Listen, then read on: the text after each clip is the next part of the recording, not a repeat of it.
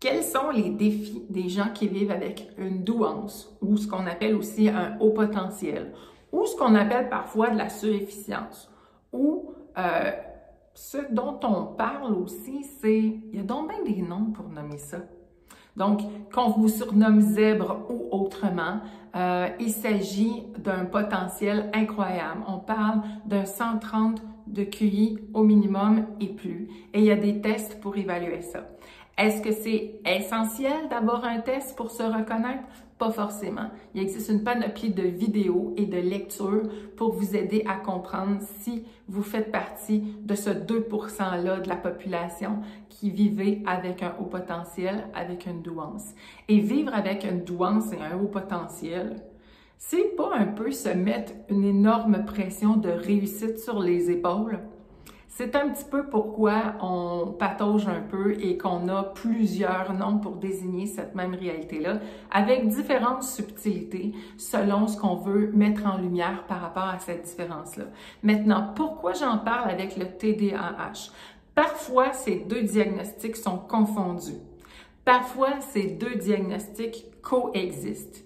Et quand il s'agit du TDAH, on a une difficulté liée au focus, à la concentration, parfois l'hyperactivité, donc notre niveau d'énergie qui est extrêmement élevé et qui nuit parfois à notre besoin d'apprendre, à notre besoin de mémoriser parce que la mémoire peut fonctionner avec le besoin de bouger, on mémorise mieux dans ces cas-là, et le fait de ne pas bouger apporte un bassin énorme d'énergie à gérer et à freiner pour pouvoir tenter de se concentrer et apprendre et se développer et mieux réussir.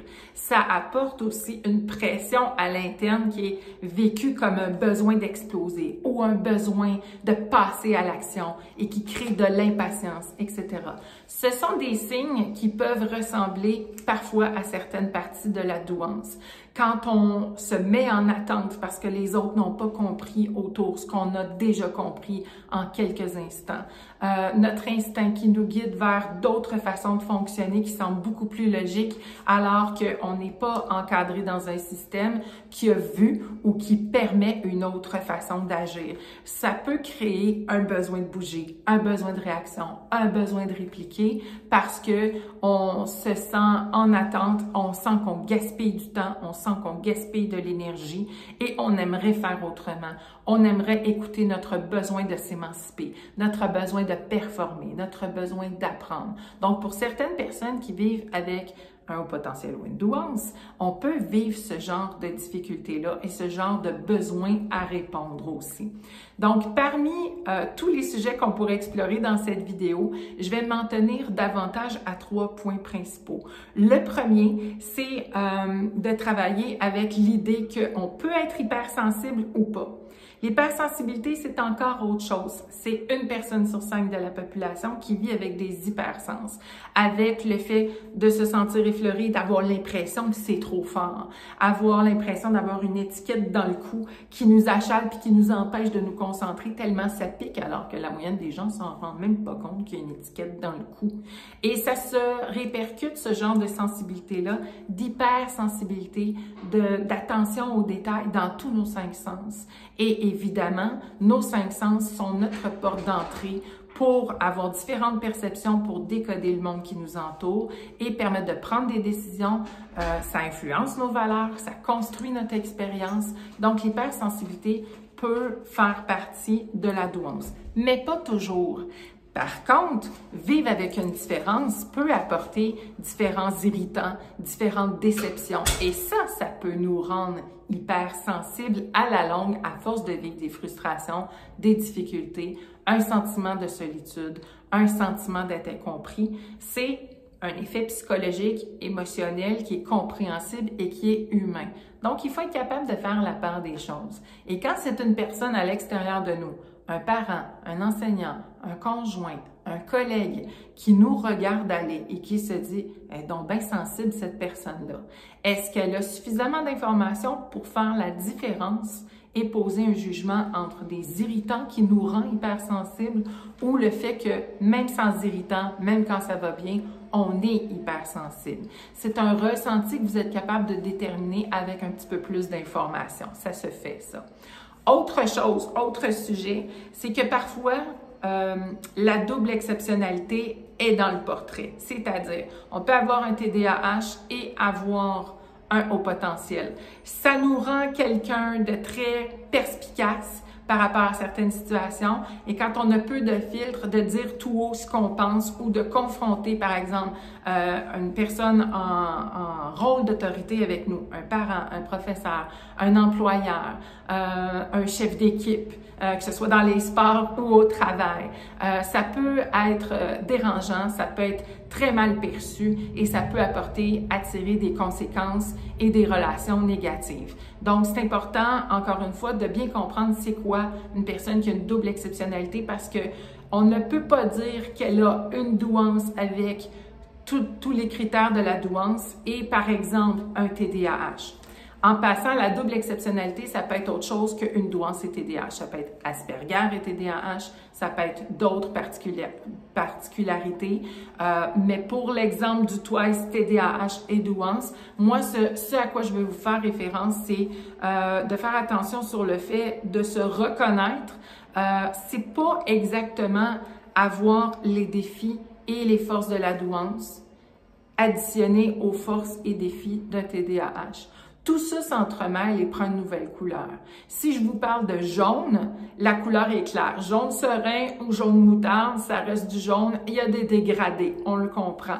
Même chose pour le bleu. On peut avoir un bleu pâle, un bleu poudre, un bleu marin, mais on reste dans le bleu. Quand on mélange les deux, on n'est plus dans le bleu foncé ou dans le bleu pâle, on n'est plus dans le jaune serein ou dans le jaune moutarde, on est complètement dans une nouvelle couleur, on est dans le vert. Alors, les personnes qui se retrouvent avec un TWICE ne se reconnaissent pas forcément avec les défis de la douance, ni forcément avec les défis du TDAH. Parce que la faiblesse, par exemple, qu'on peut avoir pour apprendre avec un TDAH, le manque de focus, peut être compensé par la grande curiosité et la grande facilité d'apprendre de la douance. Vous voyez le genre? Donc, il y a plusieurs distinctions à faire et il faut être capable de voir comment on peut s'adapter dans le quotidien et comment faire la part des choses pour bien se comprendre et aller chercher les bons outils pour s'aider. Parfois, ce sont des outils relationnels, c'est de l'encouragement, c'est d'améliorer nos relations. Parfois, ce sont des outils stratégiques, une autre façon d'apprendre, une meilleure façon d'être accompagné, un rythme plus élevé pour suivre et permettre d'améliorer notre motivation et notre attention. Parce qu'apprendre trop lentement pour une douance, apprendre trop lentement pour un TDAH rempli d'énergie qui a besoin de passer à autre chose et qui a compris, c'est désagréable. Même la longueur de cette vidéo peut être fort désagréable. Par contre, l'objectif, c'est aussi de se comprendre et de trouver des points communs, des points de ralliement. Les gens avec qui on vit n'ont pas nécessairement toutes ces forces-là et ne voient peut-être pas les irritants qu'on subit. Donc, est-ce qu'on est capable de s'adapter autrement? Est-ce qu'on est capable de répondre à nos besoins en dehors des cercles qu'on fréquente, en dehors de notre horaire de travail ou notre horaire scolaire? Est-ce qu'on est capable d'aller compenser nos besoins à l'extérieur de ces temps-là ou à l'extérieur de certaines relations pour se sentir compris, se sentir nourri et répondre vraiment à ce qui nous plaît ou à ce qui nous fait du bien?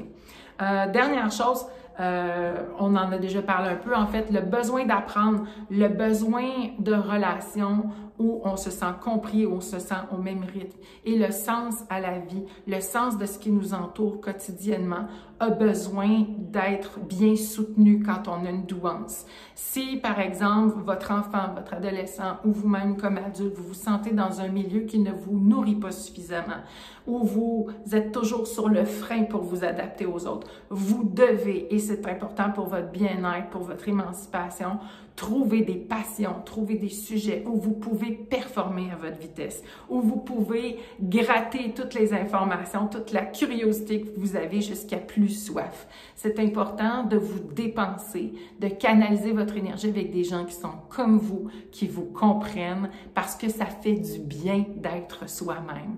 Donc, si vous accompagnez une personne qui a une douance, je n'aimerais pas tous les autres termes. Donc, ça peut être au potentiel pour ceux qui sont en Europe, c'est mieux connu comme ça. Donc, c'est important de nourrir la passion, d'être capable d'entendre ce que l'autre personne a à dire. Et oui, des fois, ça peut sembler incompréhensible.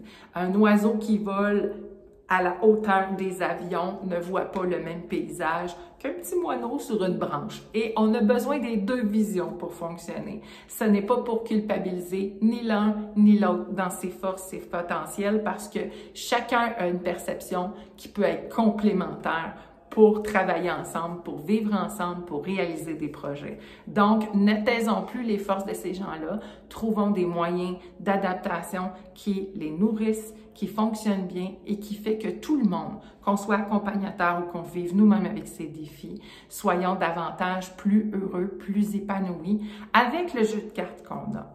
Alors, je vous dis à bientôt pour un autre sujet sur le TDAH.